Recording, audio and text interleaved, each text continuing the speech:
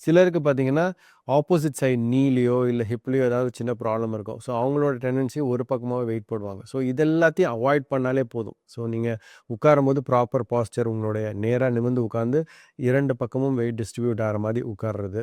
And wait தூக்குற மாரி activities என்னன்னா, ஃப்ரீக்வென்ட்டா அந்த விஷயத்த சேஞ்ச் பண்றது.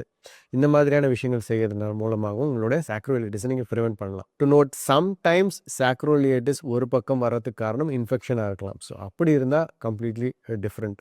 ஸோ, நான் இந்த வீடியோல சொல்றது எல்லாமே வந்து அதிகமாக தேய்மானம் ஆறனால வரக்கூடிய சாக்ரோயிலைட்டிஸ், நான் ஸ்பெசிஃபிக் இன்ஃப்ளமேஷன் இன் சாக்ரோயிலியட் ஜாயிண்ட் சொல்லுவோம்.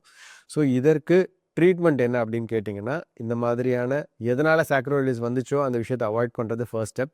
2வது ஸ்டெப் சாக்ரோயிலைட்டிஸ் ஸ்ட்ரெச்சிங் எக்சர்சைஸ்ன்னு சொல்லுவோம். ஸோ, இந்த மாதிரி சாக்ரோயிலைட்டிஸ் ஸ்ட்ரெச்சிங் எக்சர்சைஸ் போட்டாலே உங்களுக்கு வீடியோஸ் நெறைய வரும். அந்த சிம்பிள் எக்சர்சைஸ் பண்ணாலே போதும். உங்களுக்கு சாக்ரோயிலைட்டிஸ்லேருந்து கம்ப்ளீட்லி அந்த சயாட்டிகா பெயின் ரிலீஃப் ஆகும். இதெல்லாம் மீறியும் பர்சிஸ்டென்ட்டா ஒருத்தருக்கு இருக்கும் பொழுது, சம்டைம்ஸ் அந்த சாக்ரோயிலியட் ஜாயிண்ட்ல ஒரு சின்ன இன்ஜெக்ஷன் தேவைப்படலாம். ஸோ, இதுதான் வந்து சாக்ரோயிலைட்டிஸ்க்கு ட்ரீட்மெண்ட். ஸோ, உங்களுக்கு சயாட்டிகா இருக்கு அண்ட் ஸ்பைன் டிஸ்க்குக்காக நீங்க வந்து எக்ஸர்சைஸ் பண்றீங்க, ட்ரீட்மெண்ட் பண்றீங்க. பட் சயாட்டிகா பெர்சிஸ்டென்ட்டா இருக்குன்னா, ப்ராபப்ளி உங்களுக்கு பைரிஃபார்mis சிண்ட்ரோமா இருக்கலாம், இல்ல சாக்ரோயிலைட்டிஸா இருக்கலாம். ஸோ, அவர்களுக்கான வீடியோ தான் இது. நன்றி.